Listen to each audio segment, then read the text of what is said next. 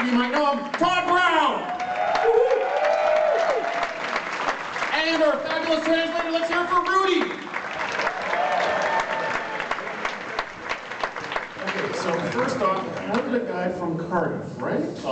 How did a guy from Cardiff end up in Indonesia making martial arts films? Long story. My wife's Indonesian, Japanese, and her family are from Jakarta. And so basically, she got me working on a documentary out in Indonesia. And that was all about pencak silat, all about Indonesian culture. And luckily, through that, I learned about Merantau, the culture there, and also met this boy.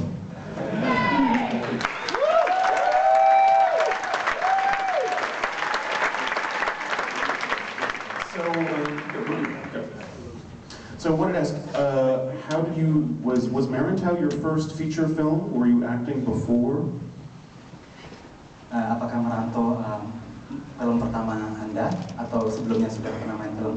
Iya, saya main film pertama kali untuk Merantau dan yang kedua ini. Yes, Merantau is this one, and this one is the second one. Wow. So was it a challenge? Do you find like it must be a challenge to be able to do all those incredible moves and still acting, still keep a straight face? Can you talk about what do you find the most challenging thing about fighting on screen? Pasti saya menantang.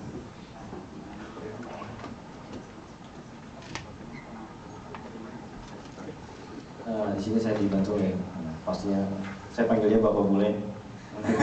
I call him a bule, Indonesian term for white boy. Thank you. Ya dia banyak bantu untuk saya untuk. So Gareth helped me a lot with all those things. Dan untuk adegan fight dan adegan drama. For the fight, actions, and also for the drama. Walaupun saya ada sedikit nervous untuk melakukan adegan fighting ataupun drama, dia yang bisa menenangkan saya. I was actually quite nervous to do all those accents and drama and accents, but he always comes in and make me calm down.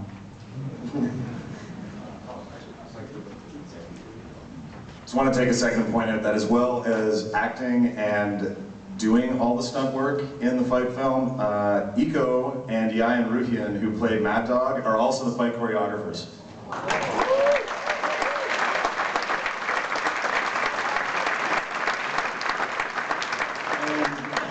Joe, what's your background? Background? Yeah.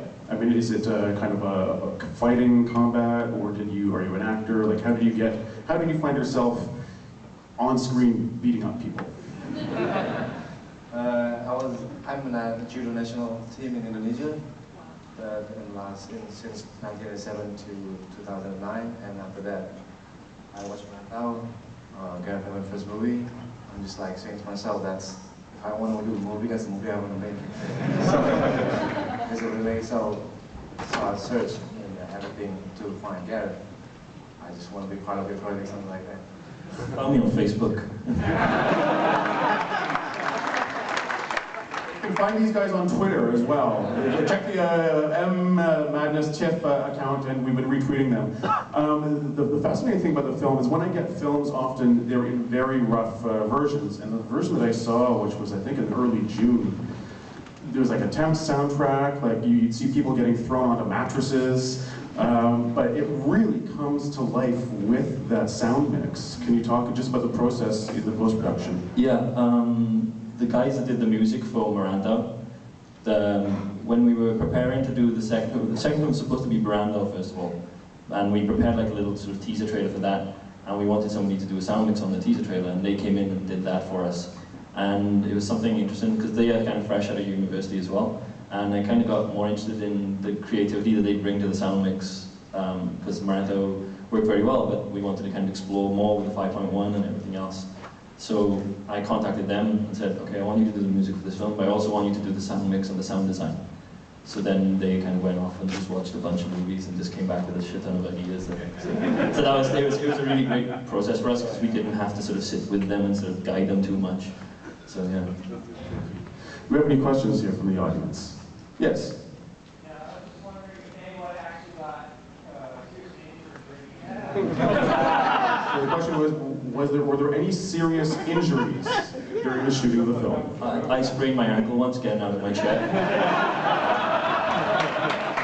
pretty traumatic, but I fought through it and made them do another take, so it was good.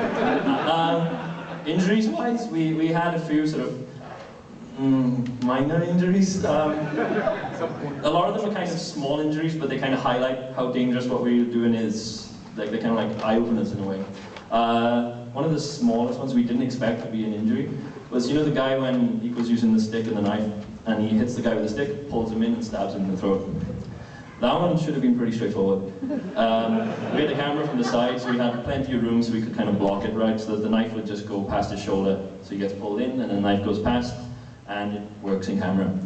But when the guy got pulled down, instead of his head coming straight down, it went down into the side. And the knife was soft wood, but still pierced his cheekbone. So if it was 1 inch higher, he'd have been blind. So that kind of moment freaks everyone out on set. That's when you kind of like, okay, let's take a breath and prepare to do another shot. We had to feel that. We patched him and he was fine afterwards. Yeah.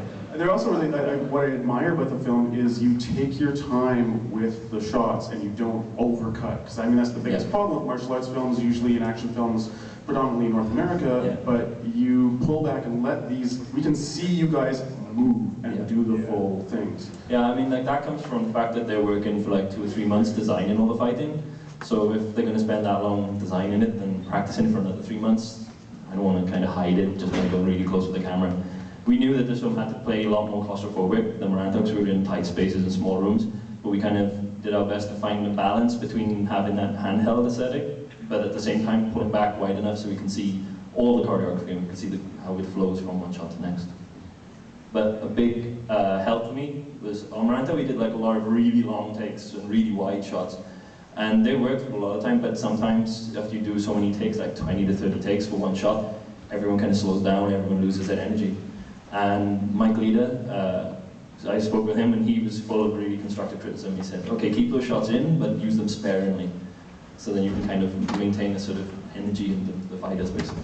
Mike Leader is one of the grand masters of fandom when it comes to martial arts cinema. He's a Brit who lives in Hong Kong, and he knows everything about everyone. Everything and everyone in martial arts films. It's amazing. Great talent to have.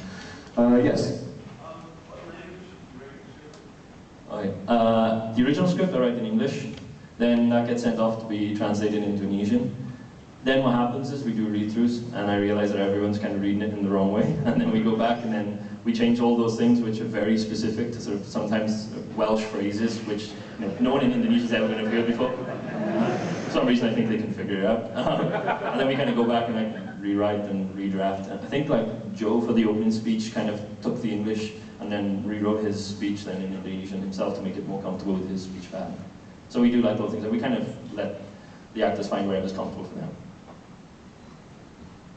Yes? I was just wondering, in the last scene with Matador, the big fight scene, how many takes did that take? How many did it take? How long did it take to shoot the final fight? The final fight we had about, I mean, it's 6 minutes of fighting and then 2 or 3 minutes lead in and lead out, and that was about 8 days I think we had for that one, which is really tight. And basically, you know, just go again. We went through, like, in terms of takes, we went through a lot more slates on this shoot than we did on Maranta. Maranta we shot for 4 months, this one was 2.5 months, and we did about 2,500 slates more on this than we did on Maranta. We were all freaking out in case we reached 10,000 slates. We had about 8,600 and something slates. Do we have anyone else in the back there? Anyone missing? Yes? Yep, shout it out. Just wanted to say thank you very much. Splendid film, really. Thank you. And for a girl, all that all that broke loose. You kicked ass, dude. Oh. Well done. Thank you. When you first saw him on stage, you had no idea that he was that deadly. Don't get him mad, I tell you. Up top, yes, okay, yes. Was the horrific feeling and unity of time, place, and action approaching the story development process or the chief off in the movie? Can you translate for me, please? Wants a kick in the face. Basically, that's what that means. He wants a kick in the face. And I'm just saying that because I love you, James. All right. We want to have anyone else here? Yes. How important was it to showcase silat, considering I think about this young I don't see it in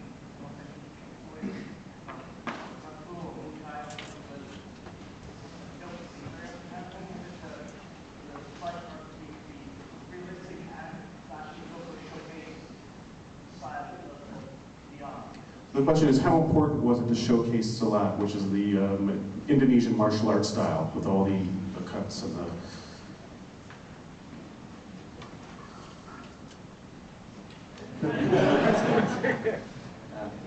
Kita di sini untuk menunjukkan beberapa style dari silat yang itu tidak membawa tradisi, lebih universal. The silat, the traditional Indonesian traditional martial arts, showcases a lot of unique tricks, unique techniques, which we don't have in other martial arts. Di sini kita ada beberapa semua bela diri punya pukulan, sikutan, tendangan atau tendangan untuk punya basic dan kita kembangkan dengan silat. In silat we have a combination of movements, combination of techniques, and then we combine them all, and then we incorporate them all in this Indonesian traditional martial arts, silat. Dan kita tunjukkan di sini bahwa untuk fight scene-nya, untuk tidak ada trik-trik kamera ataupun tetap full body contact. Yeah, we want to show the audience that there is no trick. It's a full body contact movement, and what you can see is it's real silat actions, movements. Yeah. Awesome! Just to kind of go a little more specific with some of the things that we did, we wanted to find ways as well to use like specific silat movements, but while they're using weapons as well. So that's why for the nightstick, he kind of hits with it and then pulls in and drags the victim.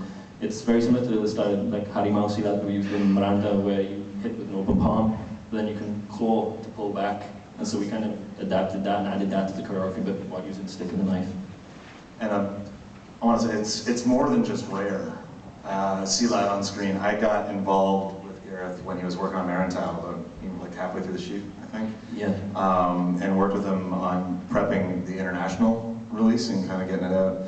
And it's hard to say 100% for sure, but when we started talking about it and we started doing some research, as near as we can tell, this movie and Marantau are the only silat movies. We love you.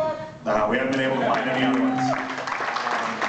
Even back in the 80s when Barry Prima was in his prime and Indonesia was exporting martial arts films, because they were geared for export, Barry did all kung fu. I'm dropping the giveaways. And I have to, I mean, that hallway fight scene, I think you kind of topped Old Boy. How long did that take to do? That was 2 days, 3 days? The corridor, Karimbo, 2 days, 3 days, yeah. 3 days, yeah, on the second day, but 2.5 technically, because on the second day, just before the shoot, Iko twisted his knee. And that was about a month before he was supposed to start shooting. And then he got chickenpox. And then he hit puberty, and then 2 weeks before we started shooting, his knee starts to get better. Second day of shooting that fight scene, that was the first fight scene we did. Second day of that, he's just about to hit a guy with a stick, one little misstep, and then his knee pops. And everyone on the crew is, fuck, what do we do now, what do we do now?